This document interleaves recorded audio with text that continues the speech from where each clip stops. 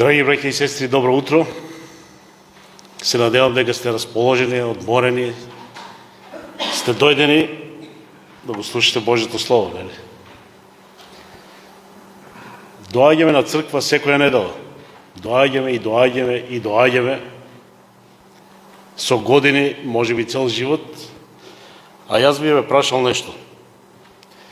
Дали кога доаѓаме овде, ние даваме или земаме?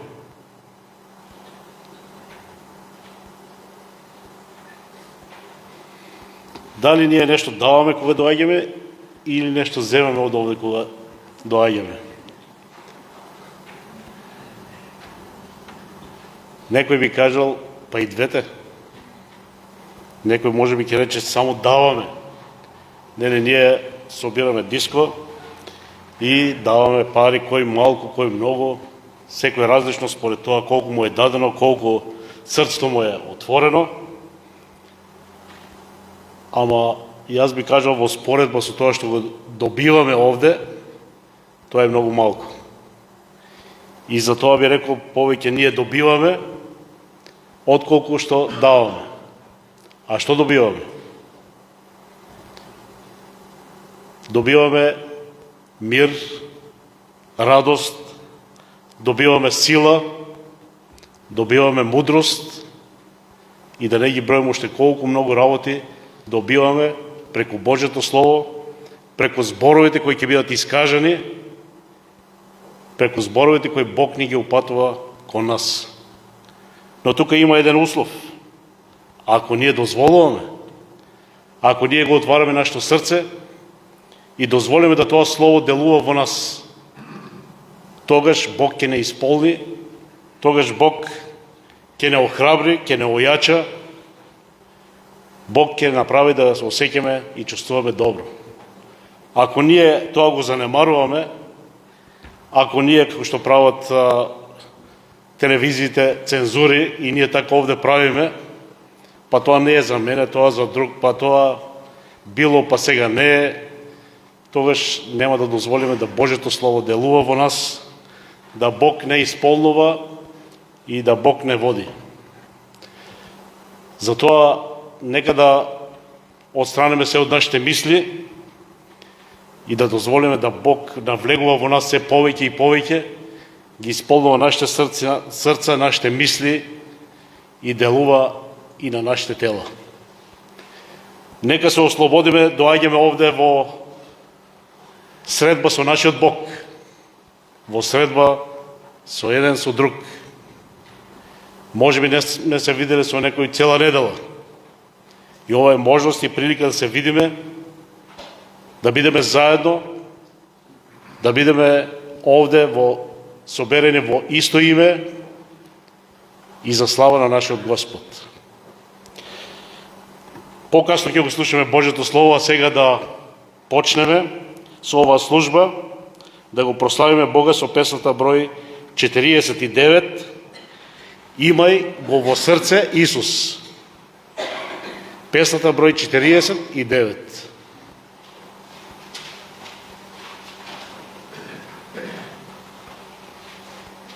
Oh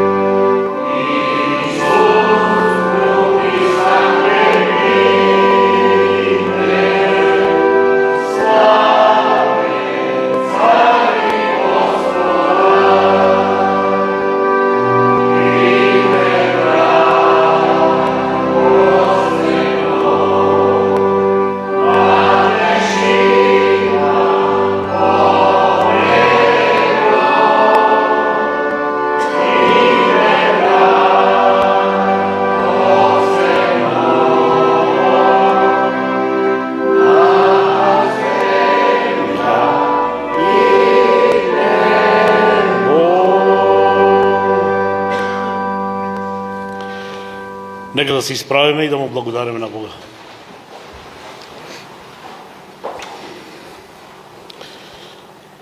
Татко Небесен, и ова утро стоиме на ова место, благодарајќи на Тебе, што Ти ни даваш уште еден ден во нашиот живот да бидеме присутни овде, да бидеме соберени во Твоето име, да бидеме заедно пред Твоето Слово, да бидеме за слава на Тебе.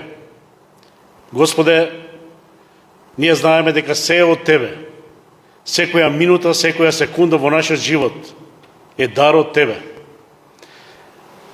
И затоа ние Ти благодариме, Господи, што Ти си милостив кон нас, за тоа што Ти не сакаш, за тоа што Ти се грижиш за нас, за тоа што Ти ни даваш се што ни е потребно, иако, Господи, ние не заслужуваме, иако ние сме недостојни, иако ние сме грешни, иако ние сме слаби, иако ние сме непослушни. Господе, Твојата милост е преголема кон нас.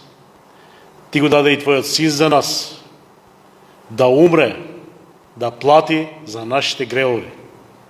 Господе, ние нашите гревови со ништо не можеме да ги отплатиме. Немаме никакви шанси да ги покриеме нашите гревови. И за тоа, Господи, Ти благодариме што крвта на Господ Исус Христос, тоа драгоценно, сладко име, име кое над секое име, ги покрива нашите гревови. Господе, Те молиме и за многу други кои ги има во ова село и во оваа земја. Господе, смилувај се и над нив. Отвори им ги очите, да можат да видат, да сватат, да разберат и да ја прифатат таа жртва која беше дадена и за нив. Господе, употребувај ни и нас, да можеме да сведочиме, да Ти служиме на Тебе. Доаѓаме овде да се учиме, доаѓаме овде да добиеме мудрост, доаѓаме овде да добиеме сила, да можеме, Господи, кога ќе излеземе од овде, да сведочиме за Тебе, да ги повикуваме луѓето на покаяние, за да може да се спасат. Господе, Те молам за секој еден брат и сестра овде, да Ти ги благословиш, да ги исполниш со Твоето Слово, со Твојата сила, со Твојата мудрост. Ниеден од овде да не си оде празен. Ниеден од овде да не излезе, а да не знае што Ти сакаше да му кажеш ова утро. Благослови го нашиот брат кој е овде, кој ќе ни послужи со Словото, и ние веруваме дека Ти си му дал зборови на утеха, зборови кои ќе бидат насочени кон нас, зборови кои ќе бидат поучни за нас. Молиме Те да ги благословиш тие кои не се овде, кои не се можели да дојдат, кои се спречени или болни, да ги благословиш таму, и сите оние кои слушат. Господе, благослови ги таму каде што се. Благослови го нашиот народ и помогни му, Господи, бидејќи без Тебе ние не можеме да успееме, без Тебе не можеме ништо да направиме. Само Ти можеш да ја благословиш нашата земја. И сето тоа нека биде за слава на Тебе. Во името на Исуса Христа. Амин.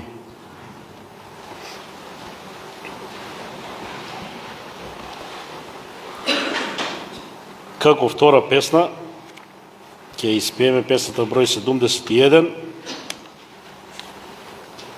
Зората е светла, како и ова утро што беше.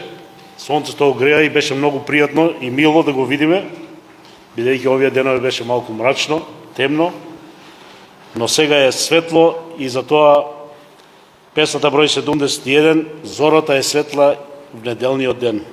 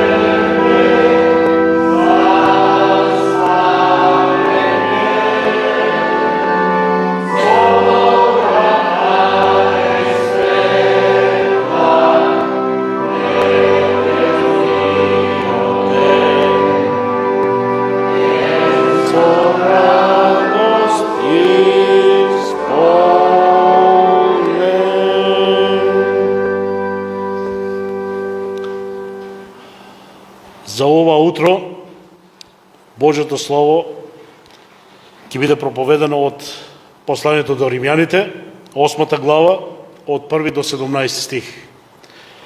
Посланието до Римјаните, 8 глава, од 1 до 17 стих. И сега нема никакво осудување за оние кои се во Исус Христос. Зашто законот на Духот, кој дава живот во Христос Исус, ме ослободи од законот на гревот и на смртта.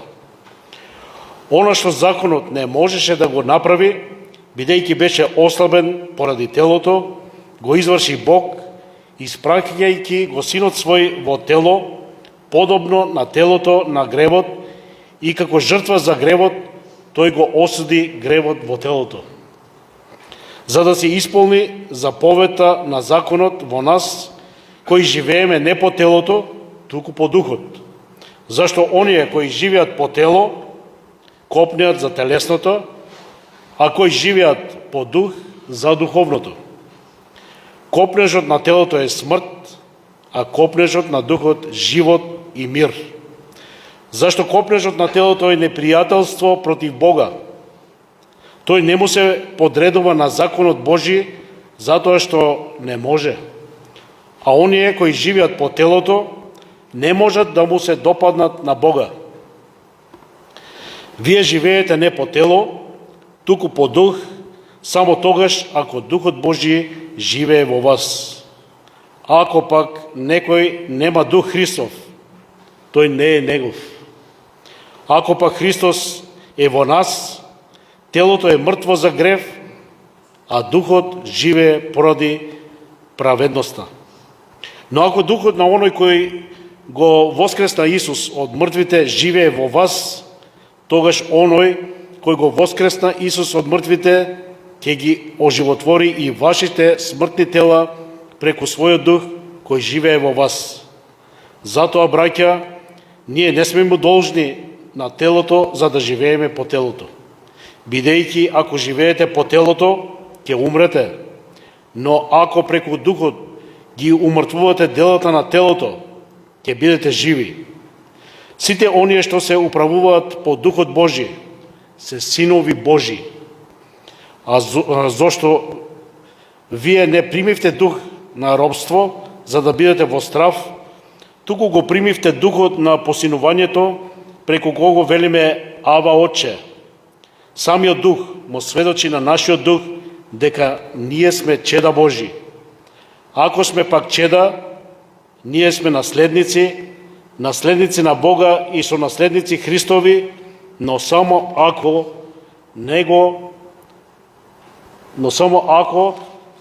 се извинувам малку, со Него страдаме, да со Него и да се прославиме. Амин. Нека е слава на нашиот Господ и ова утро. Сите сте поздравени.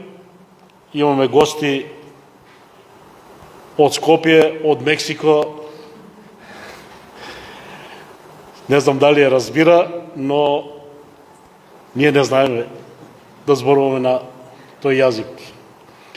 Поздравувам нашиот брат со неговата сопруга, Коста, кој ете доаѓа овде да ни послужи со Божјото Слово. Како што тој се радува, така и ние се радуваме кога го слушаме Словото.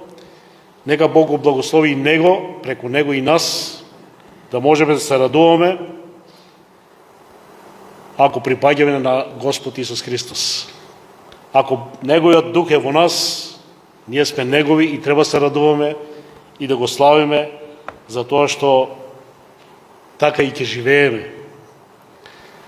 Да не должам, тој има сигурно припремено доста за нас ова утро, нека излезе да ни послужи со Словото.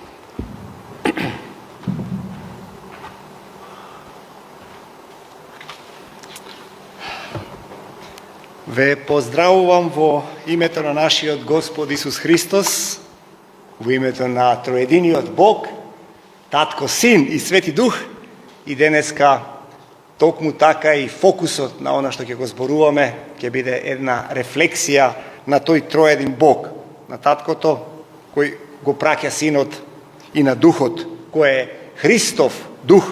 И кој го нема тој дух не може да биде ни Христов.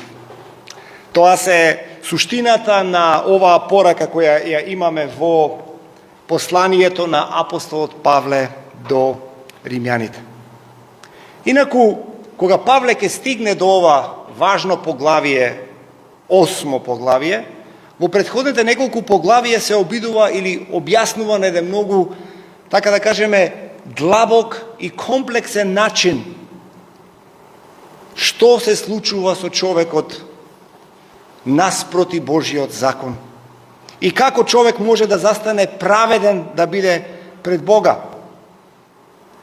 И сето она што го откриваме до ова крајот на 7-то и сега почетокот на 8-то поглавје е дека осуда на човекот и законот на гревот и смртта. Човекот кој се обидува да се оправда себе си, да се освети себе си, да стане свет пред Бога сам по себе, е осуден од законот кој го прекршува. Едноставно не можеме да излеземе од еден волшебен круг во кој што колку и ние да се обидуваме, колку и ние да имаме, какви да се нашите напори, на крај тие ќе излезат недоволни. Законот, Павле вели во овие први неколку поглавија, е вистинит. Законот останува ефективен, дури и кога е изопачен од човечката грешна природа. И уште нешто е многу битно, а тоа е, дури и ако не го познаваш законот, ако не ги знаеш сите одредби на законот, не си ослободен од прекршување на законот. Така пишува, дури тоа е пренесено во сите законодавства на светот. Вела таму, ако некој кој ќе дојде во оваа земја и се огреши од законот, а не познава некој од заповедите, тоа не го ослободува од последиците на самиот закон. Така и ние се наоѓаме во оваа како луѓе, во оваа тешка, гревовна ситуација. Осудени сме од законот, затоа што не можеме на никаков начин да го исполниме законот. Како е тогаш тоа можно? И од оваа осуда за која што апостолот Павле вели, почнува во 8-то поглавие, првиот стих и вели: и сега нема никаква осуда за оние кои се во Христос. Нема осуда за оние кои се наоѓаат во Христос. Христовото дело ја укинува осудата и ги ослободува луѓето од гревот. Не ослободува од законот на гревот. Во Христос Божјата благодат триумфира. Во Христос Светиот Дух има можност да почне да действува во нашите животи. Кога Христос ќе се појави воскреснат пред неговите ученици, тој ќе дувне и ќе каже: примете Дух Свети. Законот преку Христос станува средство за живот под Божјата благодат. Она што не осудува, сега станува наша силна страна. Не заради нас, туку заради оној кој тоа го направил во нас, а тоа е Господ Исус Христос. Второто лице од Божјата света Троица. Кога размислувам на оваа тема, кога мислам на празниот крст на кој Христос се наоѓаше, за она што сум најблагодарен е дека Христос ми има земено и мене на тој крст и секој од нас поединечно и сите нас заедно колективно. Не има прикачено на тој крст.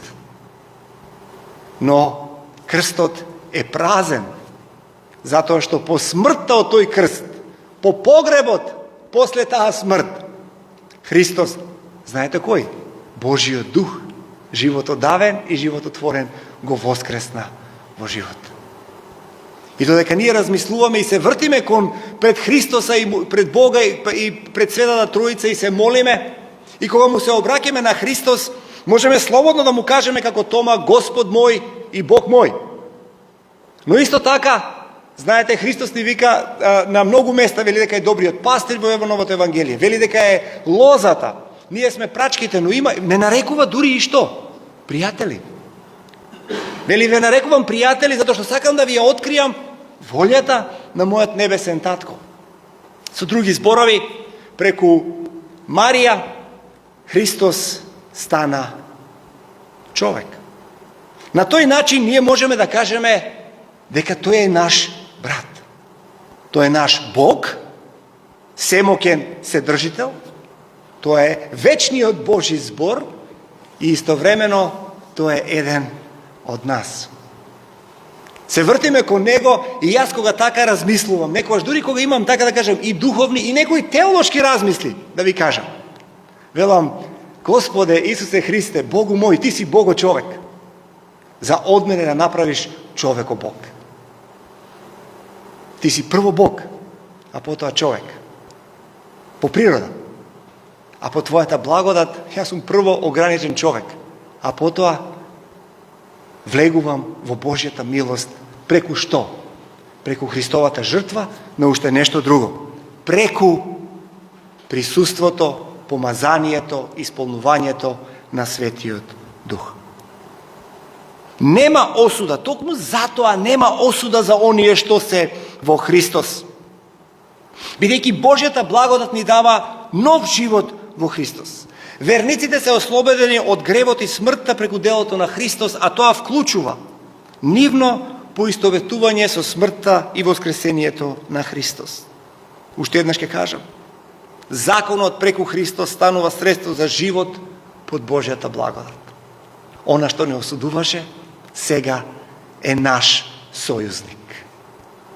Она што не судеше, сега е наша закрила. Затоа што сме во Бога преку Христос и во Светиот Дух. И затоа законот станува средство за живот во Духот. Но како се карактеризира овој живот во Духот? Овој живот во Духот се карактеризира со послушност кон Бога, а особено со послушност кон Божјата благодат. И тој живот не започнува со јас, туку започнува со Христос. Силата на Светиот Дух, која действуваше веќе во Јован Крстител, беше токму таа сила што може да се види кога тој осозна дека за себе да каже јас треба да се смалувам, а Христос треба да расте во мене. Затоа нашиот живот во Христос духовен живот не почнува со јас. Јас сум духовен. Нашиот духовен живот почнува со Христос, кој преку Светиот Дух ни дава нов почеток во нашиот живот. Следно што прави Духот според ова што Павле го пишува во овие стихови е дека Христос ја обединува заедницата со телото, Духот ја обединува заедницата со телото на Христос. Духот е тој што не прави да бидеме тело Христово. Колективно заедно и поединечно. Ние поединечно треба да представуваме и што друго?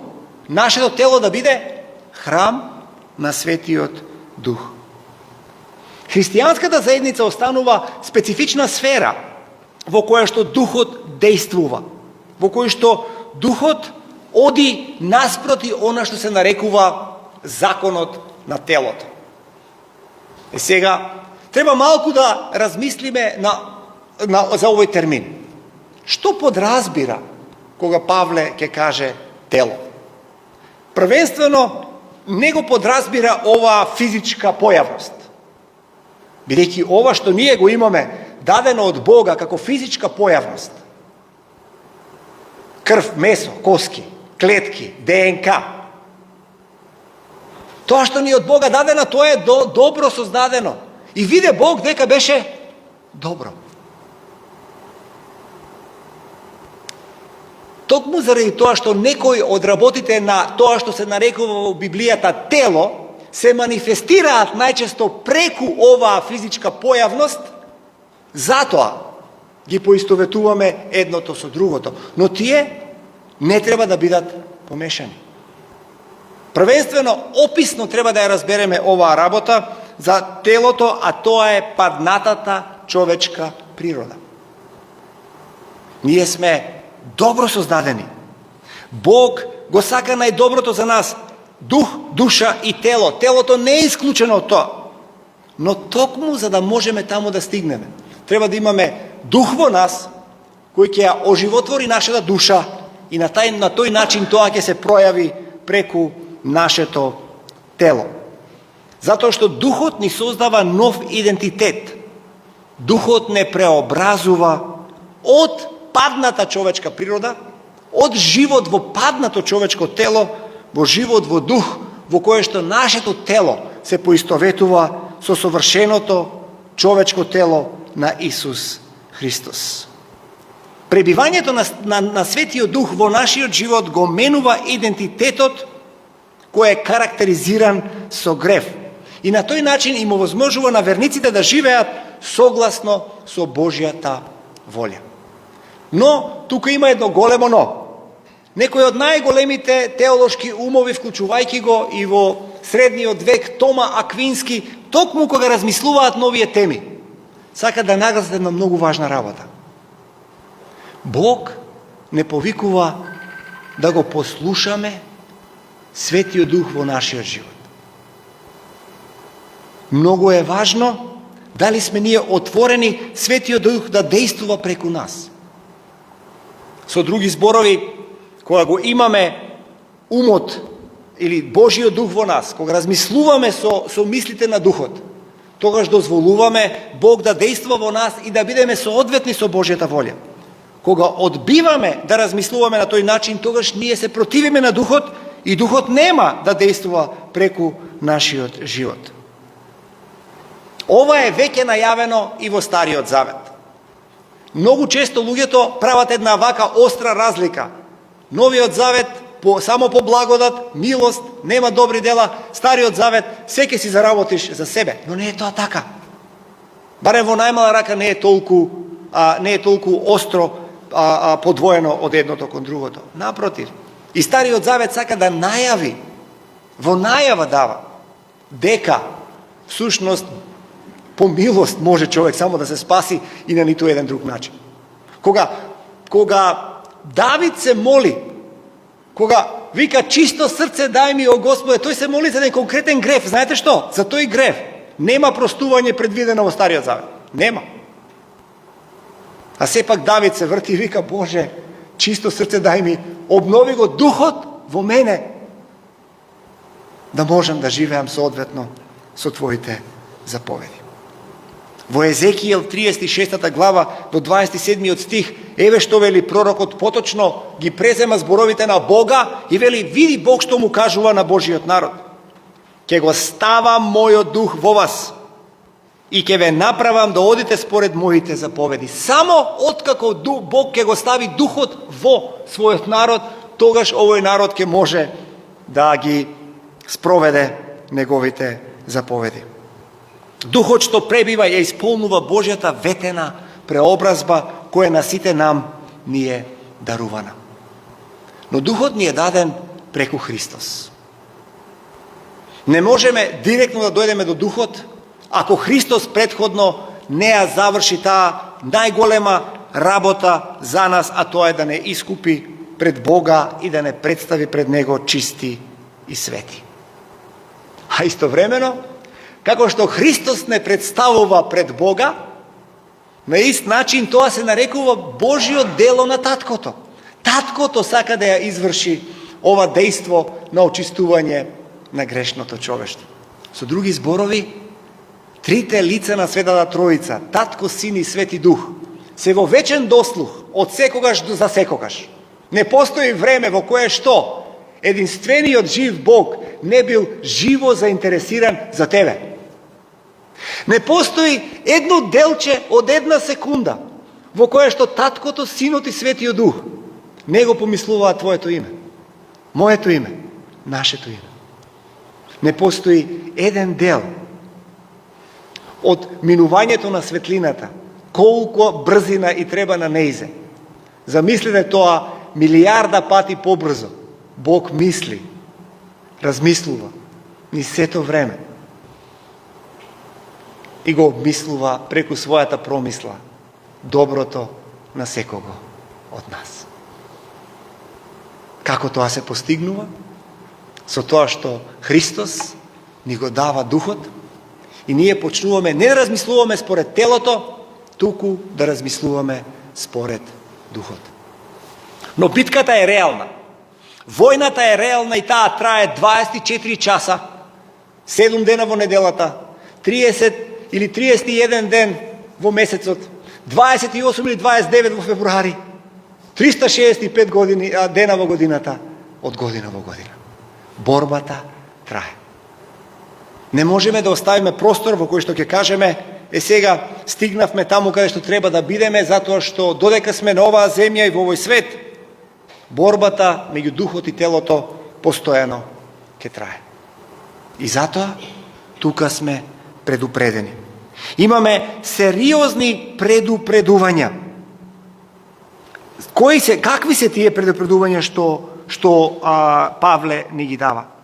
Он вели вака: зашто оние кои живеат по тело копнеат по телесното, а кои живеат по дух, тие копнеат по духовното. Хајде да си направиме еден духовно, ментален, интелектуален, душевен, емотивен инвентар на умот, на разумот, на интелектот, на духот, на душата, на волјата, на емоциите и на нашето тело. Зашто размислуваме најчесто? Каде најчесто ни бегаат мислите? И што преку тие наши насочености прави нашето тело? Бог тоа го гледа. И ние сите сме повикани да се соочиме со оваа порака, која е истовремено порака на најголема радост, на најголема вест која ни објавува спасение, но истовремено е и порака која не предупредува дека без Духот Божи во нашиот живот, без умот на Духот во нашиот живот, ние нема да можеме да ги мислиме мислите на Бога.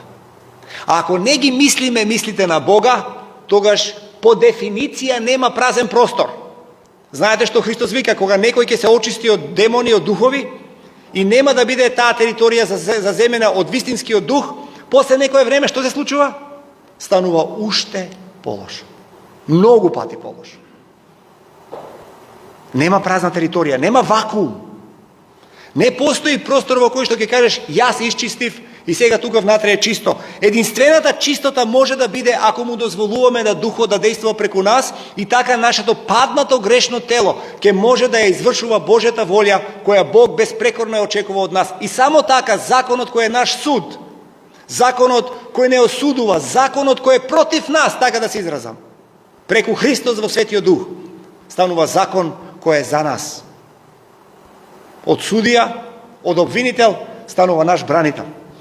Станува наш застапник и токму тоа е името на Светиот Дух, кога Христос вели, ќе ви го пратам кого? Утешителот, кој во својата изворно значење значи оној кој е повикан да дојде до мене, да застапува за мене. Тоа е Светиот Дух. Таков е Светиот Дух. И тоа тој го прави во нашиот живот. Бог го испратил својот син да стане како нас, за да го осуди гревот и да ја уништи неговата власт. Но тоа не завршува тука. Бог не сака свети. Бог ни вели бидете свети, како што сум јас свет. И во оваа двојност на телото и на духот, ние сме повикани постојано да го бираме Христос и да го бираме Духот. Но Духот, исто така, од Павле сме повикани, или манифестациите на Духот, мора исто така да се испитуваат. И затоа е многу важно да не размислуваме само директно за Духот, туку секогаш преку призмата на Христос. Како што тука многу убаво опишено. Зошто? Духот треба секогаш да се тестира преку критериумите на Христос. Христос е основен авторитет. И само преку тој основен авторитет на Христос можеме да процениме дали некој човек действува и зборува во Духот или пак можеби не. Црквата мора да има многу отворени, така да кажам, духовни очи, уши и сензибилитет и сетила, за да може да знае тоа да го препознае. А нема да можеме тоа да го препознаеме ако не живееме секојдневно отворени за Духот да действува во нас, а критериумот на тој Дух да биде Христос, поточно христоликоста во нашиот живот. А тоа треба да биде живот во послушност на Бога, но не од страф. И пак ќе се повикам, некој од најголемите мислители низ историјата на црквата. Така, без јас да навлегувам во какви било детали од тоа што јас сум го исчитал. Ќе ми верувате, јас само тоа ќе ви го кажам. Еве повторно, додека јас се подготвував на оваа тема, овој пат дојде да читам од тој средновековен велик ум, Тома Аквински. Еден од најголемите умови што црквата кога да ги дала. И тој, Тома Аквински, кога зборува за тоа дека Духот треба да се, дека Духот е основното, а поточно Христос е основниот авторитет, а не нашите индивидуални искуства. Тома сака да не подсети дека всушност животот во послушност не треба да доаѓа од страв. Вели, стравот може би има некакво дејство на почетокот додека ништо не знаеме. Но не смееме да останеме во стравот. Единствен начин како можеме да бидеме послушни на Бога преку Духот е љубовта. Кога ќе осознаеме дека Бог е всушност љубов. Единствен начин како овие заповеди ќе можеме да ги исполниме во силата на Духот не е од страв. Единствениот начин е кога тоа ќе го направиме врз основа на нашата возвратена љубов кон Бога. А нема поголем мотив од тоа. Тогаш не се работи за страв, туку се работи за огромна желба да сакаме да му удоволиме на оној кого го љубиме. И колку ни е тешко кога во нешто и некаде би пропуштиле. Знаеме кога некаде сме пропуштиле нешто, но особено во контекст на некој кој толку многу го ни значи и кога многу го сакаме. Токму и затоа болката. Не се работи за тоа другата личност ќе ни каже, ама се е во ред, буквално така, ама се е во ред. Се е во ред и така треба да биде. Треба да се разбираме едни со други. Но ако нешто пропуштиме, таму каде што ни е толку драго и толку мило, знаеме дека другата личност ќе каже, ама во ред е. На нас ни е тешко. Не од страв, туку од љубов. Како можевме ова да го пропуштиме? Сега замислете, ако ова ни се случува во рамките на нашите ограничени создадени постоење, како човечки битеја, колку многу повеќе овде има потенцијал за тоа да се случува со Бога. Да живееме живот во послушност, бидејќи послушноста на Божиот закон произлегува од љубовта и слободата на Божите деца, а не од страв или должност. И затоа Павле ја нагласува улогата на Духот како сила која ги преобразува телесните желби и создава една нова морална етичка реалност. Желбите се преобразени, не се поништени. И не се работи првенствено за дали се само, ги викаме телесни желби. Всушност, најголем дел од телесните желби првенствено се мотивирани од нешто духовно, душевно, емотивно, мисловно. Па потоа одиме ние да ги извршиме преку нашата телесност. И затоа не можеме да направиме разлика меѓу едното и другото. Затоа е потребно да бидеме чисти во умот, во духот, во душата, во волјата, за да можеме да бидеме чисти и во нашите човечки дејства. Зашто со силата на духот ги умртвуваме делата на телото. А на друго место апостолот Павле пишува токму за оваа разлика, за овој контраст меѓу делата на телото и плодот на духот. Да ви споделам, значи една од најубавите работи што јас лично ја имам и ја доживувам додека размислувам на овие теми и додека се молам, е кога мислам сакам да ги издвоим и да размислувам за таткото како основа, извор на божеството. Од него произлегува божеството, Отецот, Синот како вечниот Божи збор и Светиот Дух кој е животодавен и живототворец и кој кога Бог го дава во име на Исус Христос, бидејќи тоа ни е ветено, колку повеќе Бог, ако вие зли, вели Исус, давате добри дела на вашите деца, колку повеќе небесниот татко ќе ви даде што? Од Светиот Дух. А основата на добивањето на Светиот Дух и на неговото помазание е плодот на Духот. Потоа доаѓаат некои таленти и дарови на Духот. А плодот на Духот е љубов, радост, мир, трпение, љубезност, добрина, верност, кроткост, самоконтрола. Тоа е плодот на Духот. И знаете што? Еднина е. Не може никој да каже имам 6, ми фалат уште 3. Немаш ништо. Ако ти фали 1, немаш ниту 1. Се, во овој случај е се или ништо. Бидејќи се работи за плодот на Духот. Не можеш да имаш јаболко без кора заштитна на него. Не можеш да виси грозд на прачка без да биде закачен за лозата. Не може. Не можеш да бидеш грозд, зрно грозд, ако внатре го немаш сокот, кој тоа грозје го дава. Се или ништо. Тоа е плодот на Духот, преку кој што ние влегуваме и сме, вели Библијата, посинети од Бога. А уште поважно, многу битно е тоа да го имаме на ум, според мене. Важната работа да имаме на ум дека ова посинување не е всушност ние сме припаѓале на некое друго семејство, па сега Бог дошол и не прибрал и не прибрале во ново семејство. Не е така. Седете се на изгубениот син. Тоа е многу повеќе така. Бог никогаш не престанува да трага по нас, да чека да не види каде сме, да се вратиме кон него и на тој начин да не посини. И силината на тоа синовство не е никогаш само дека си станал, легално си станал син Божи. Туку само си повторно вратен таму кај што секогаш, или дете Божјо, керка Божја, деца Божи, си вратен во Божјето семејство. Препознавање на она за што од секогаш сме создадени. И како вели, верниците примаме дух не на робство, туку дух на вистинско синовство. И велиме на Бога, Аба, Оче. Духот сведочи за нивната припадност на Божјото семејство.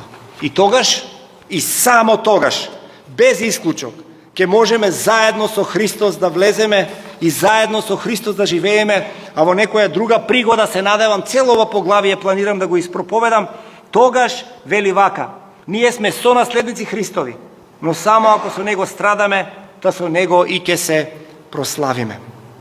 Духот е тесно поврзан со Христос и Духот е тесно поврзан со Отецот.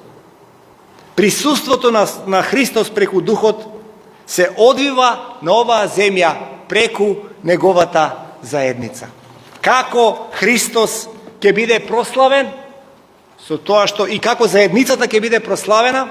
Со тоа што заедницата во силата на животодавниот Дух ќе стане Христолика и ќе страда заедно со Него без разлика каде живееме и какви се околностите за кои што во некоја друга прилика од 18 стих ќе продолжиме да размислуваме. А сега и денеска да мислиме на овој прекрасен дар што Бог, Таткото ни го дава во Синот, а тоа е Духот.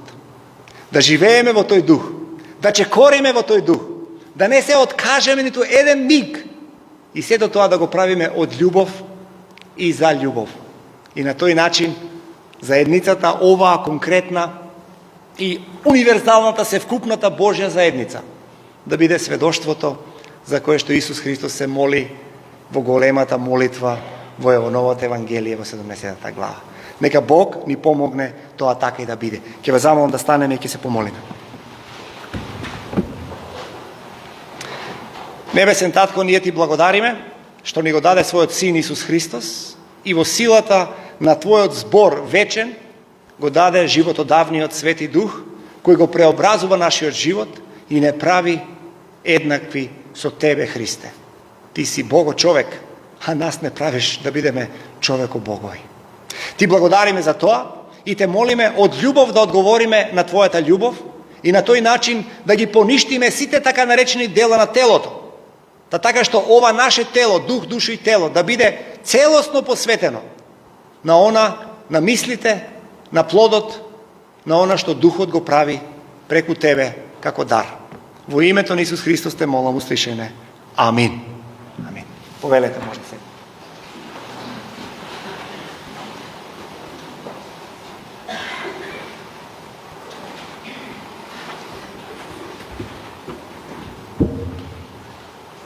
Благодаря на нашиот брат за прекрасното слово. Ке ми извини, ама јас нешто само малки кажам. Не е ни спротивно на неговото, не е па ни нешто повеќе, но додека слушав, така ми дојде нешто за некако да го сватиме. Често пати размислам зашто луѓето не можат да сватат тоа што ни зборува Божјето Слово. И така ми дојде еден пример малку, кога ние сме болни, кога нашето тело е болно. Ние одиме на доктор и докторот вели, ќе ти даде едно апче и ќе ти рече испи го ова и ти ќе оздравееш. Ние не знаеме апчето како е направено, со што е направено, од каде доаѓа, ама ние веруваме на докторот, дека тој знае, дека тој го одредува најточниот лек за нас и ние имаме можност да го примеме или да не го примеме. Ако го примеме, нашето тело ќе оздравее. Ако не го примеме, ќе си останеме болни. Така и во духовна смисла со Божјото Слово, Бог е тој кој го дава тоа Слово. Нашата душа е грешна, нечиста и на нас ни треба лек. И Бог не вели, земи го, ова Слово, прими го и ти ќе оздравееш. И сега наше или да го примиме, или да го отфрлиме. Ако го примеме тоа Слово, тоа ќе почне да делува во нашето срце, да не очистува, бидејќи Словото вели од каде доаѓа верата?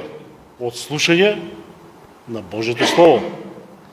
И ако ние го примаме тоа Слово, такво какво што е, колку време е пишано, кој го пишал не е важно, но ако го примиме тоа Слово, тоа ќе делува во нас, ќе не очистува, ќе не променува и Бог ќе не го даде неговиот дух како што беше и проповедта, кој ќе не води во нашиот живот кон вечноста. Благодариме на нашиот брат за Словото, нека Бог го благослови и го води и понатаму, и пак ќе ни дојде, ако Бог даде здраве и живот. Сега ние ќе продолжиме, ќе испееме песната број 32.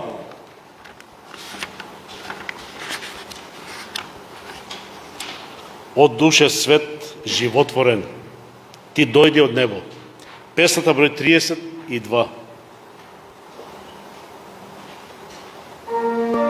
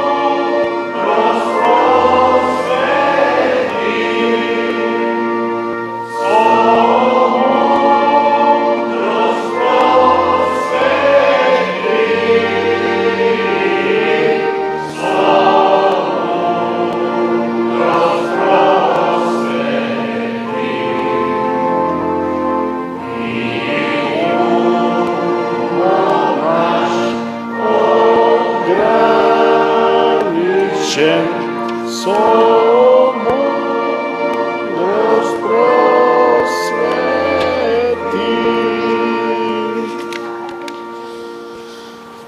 нашите деца ќе ни кажат стихчето.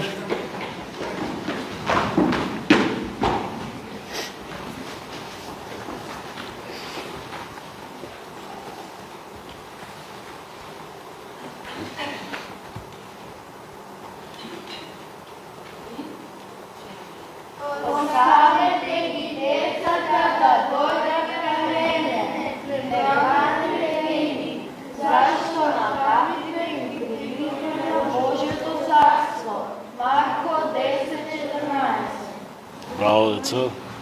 Нека Бог ги благослови децата.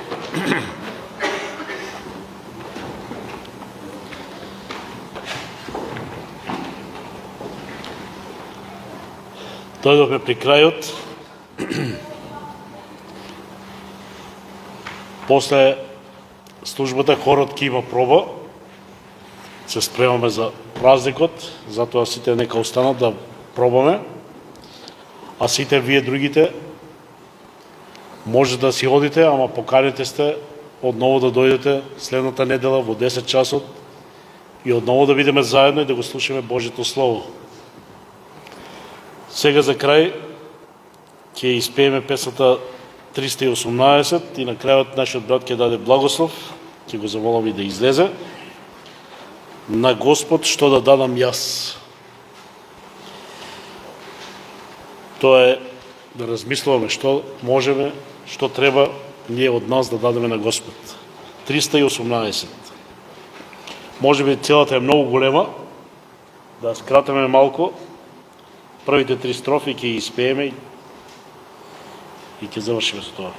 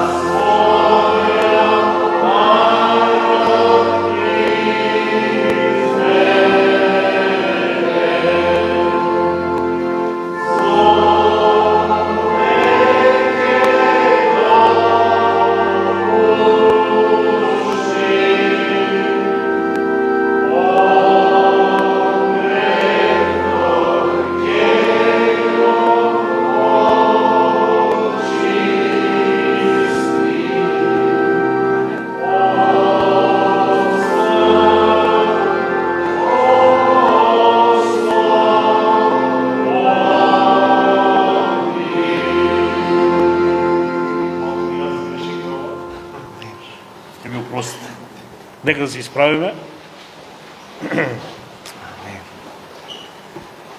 Благодатта на нашиот Господ Исус Христос, љубовта на Бога Отца и заедништвото на Светиот Дух да биде со нас сега и за секогаш. Амин. Амин. Амин. Може седнете.